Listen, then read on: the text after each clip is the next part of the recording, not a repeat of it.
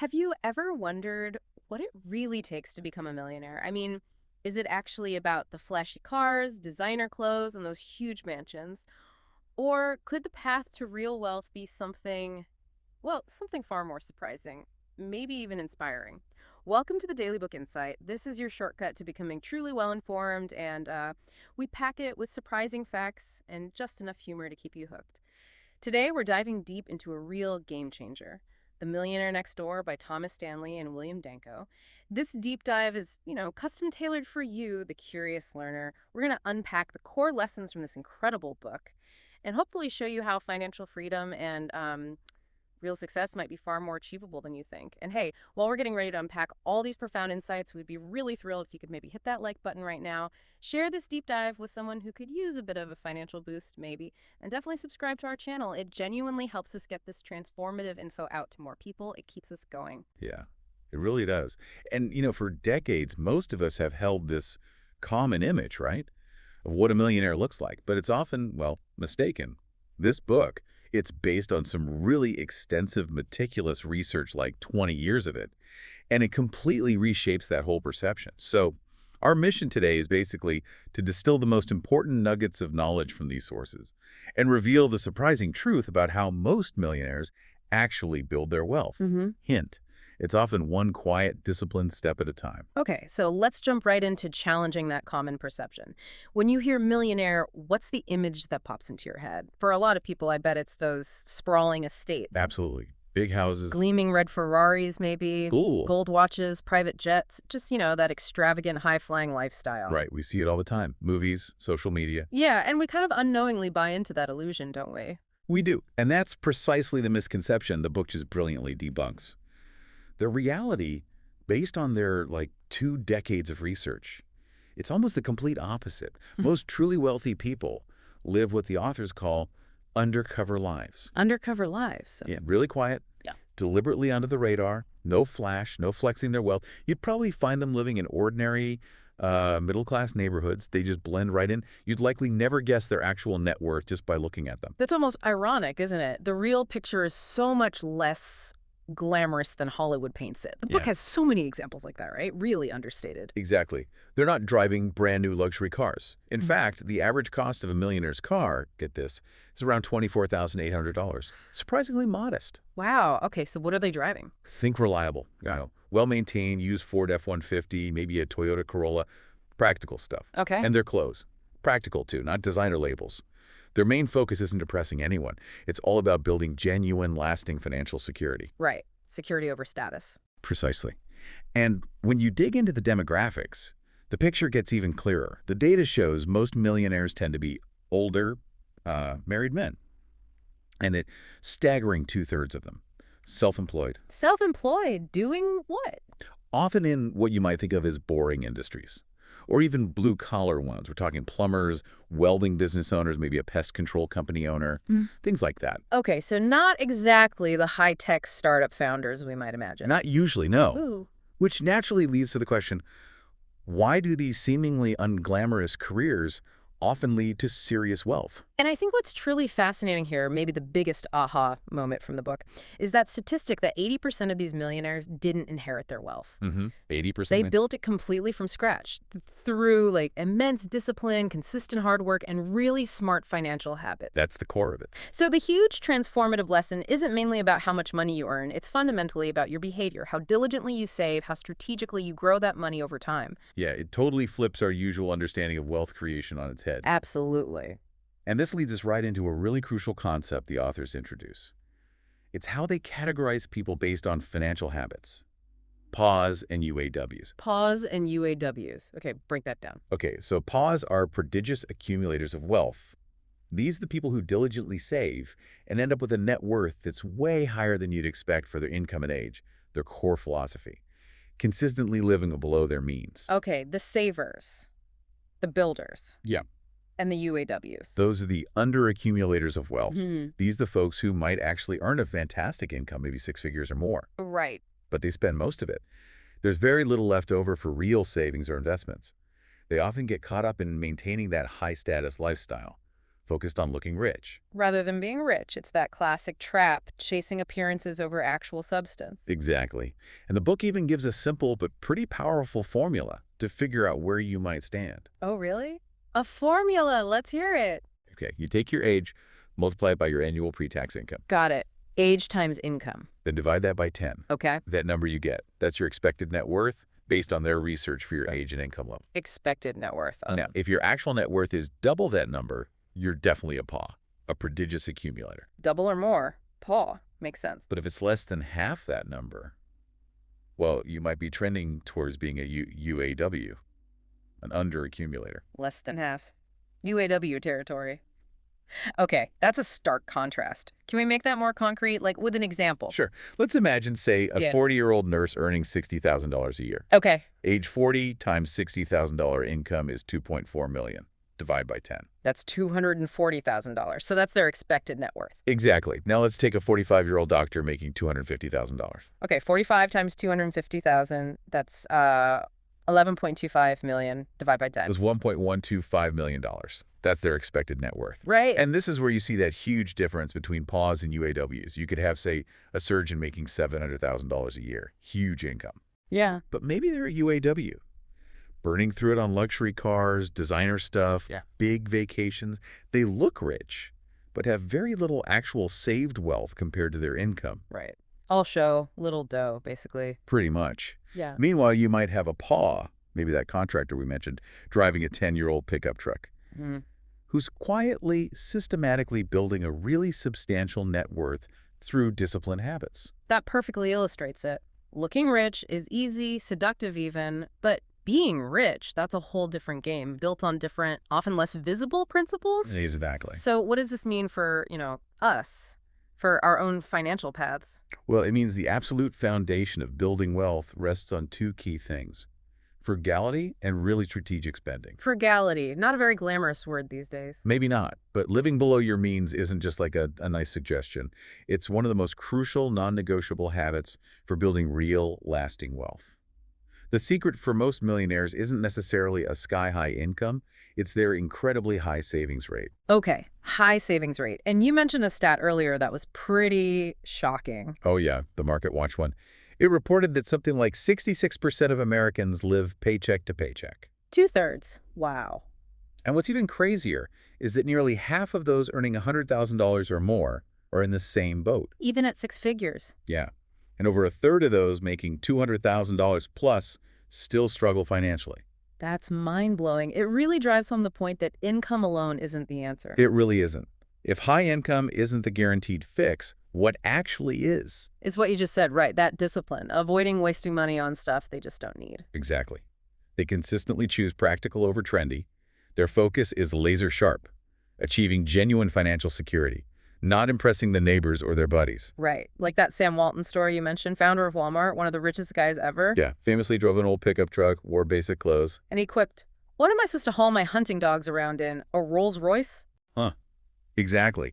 That kind of dedication to frugality, that refusal to play the spending game, it's just monumental. It's a mindset shift. Totally. And growing out of that mindset, budgeting and careful financial planning are absolutely non-negotiable for these wealth builders. Millionaires don't just spend without thinking. They have a plan, a deliberate plan for every single dollar. A plan for every dollar. Sounds intense. It might sound like it, but it works. They set clear, concrete financial goals, retirement, investing, whatever it is, and they stick to their budgets. This helps them stay on track, even when the economy gets shaky. They track their spending meticulously, they find the wasteful stuff and cut it out, so more goes towards savings and investments. Okay, tracking and cutting waste. Makes sense. And you mentioned a specific method they often use. Yeah, the pay yourself first method. It's powerful. They automatically set aside, say, 15–20% of their income, sometimes even more, Right off the top. right off the top, into investments before they pay any bills or buy anything else. Then they just live off what's left. That creates what the book called artificial scarcity. Right? Exactly. It basically trains them to live comfortably within their means, even if their income goes up. It forces that discipline. That's clever. And they actually spend time on this planning. Oh, yeah. They dedicate significant time. The book found it was around 8.4 hours per month just on financial planning. 8 hours a month. That's quite a bit. It is. And it's about twice as much time as people who don't build wealth effectively spend. that dedicated time really adds up. It compounds. I can see that. It's like compound interest for your habits. That's a great way to put it. And connecting this to the bigger picture, it's all about investing in assets, not liabilities. Assets, not liabilities. Classic advice. Right. Millionaires systematically build wealth by acquiring assets, things like stocks, bonds, real estate businesses, things that grow in value or produce income. And they avoid Liabilities, Yeah. things that lose value, like that brand new car that depreciates the second you drive it off the lot. Mm. They also think strategically about taxes, investing in assets that can help keep their taxable income lower. They focus on long-term growth, not quick flips. smart. And you said they invest in the stock market? Typically, yeah. Yeah. Often, over 20% of their wealth is in the stock market. But they usually use a buy and hold strategy, long-term. They're not day trading. Buy and hold. Patience and discipline again. It all comes back to that. It Yeah. perfectly illustrates that old saying, the poor and middle class work for money. The rich make money work for them. Got it. Yeah. Okay, so after hearing about all these habits, frugality, planning, investing, what's that one status symbol you think is maybe the hardest for people today to avoid? And why might letting go of that specific thing be the biggest step towards financial freedom for them? What do you think? Ooh, that's a really good question. Because it hits right at our cultural conditioning, doesn't it? For many people, I'd have to say it's still the car. The car? Yeah, I could Ah. see that. It's such a visible symbol of success, right? Or perceived success. Mm. But letting go of that constant desire for the newest, flashiest model, that often frees up a ton of capital. Capital that could be working for you instead. Exactly. Capital that could be strategically invested in growing. And, moving beyond just personal habits, the book also dives into how careers, marriage, and family dynamics play a really significant role in wealth building. Okay, so it's not just individual discipline. No, it's broader. For instance, while many millionaires are business owners, it's crucial to understand that self-employment isn't some guaranteed ticket to wealth. In fact, most small businesses actually earn very little, or sadly, they fail. Right. That's a sobering reality. It is. And interestingly, the book found that many millionaire entrepreneurs often encourage their own kids to become high-income professionals. Like doctors or lawyers Yeah, for stability. exactly, for stability. Yeah. But here's the twist. This can sometimes inadvertently expose those kids to more peer pressure to spend big. It can draw them right into that status trap we talked about, where looking rich feels more important than actually being rich. Ah, the pressure of keeping up with the Joneses, or maybe the other doctors and lawyers in this case. Precisely. So it's not just about starting any business or even just having a high-income job. It's often about making really strategic career choices. Like what?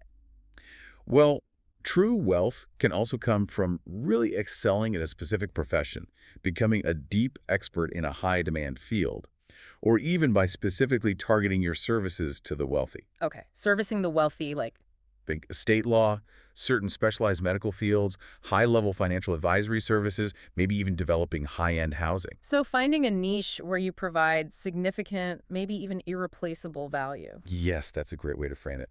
And this brings up another critical piece for building wealth, the role of your partner, your spouse. Marriage and money, always an interesting topic. Definitely. The book really emphasizes that strong, supportive marriages where both partners genuinely share similar financial values. Those are And the same page financially. exactly. Couples who are committed to budgeting together, saving together, investing together, they build wealth far more effectively. And usually with less friction. And the flip side, The flip side is pretty stark. Divorce often just, well, it wrecks finances. The average person going through a divorce loses something like 77% of their net worth from the marriage. 77%. That's huge. It's massive.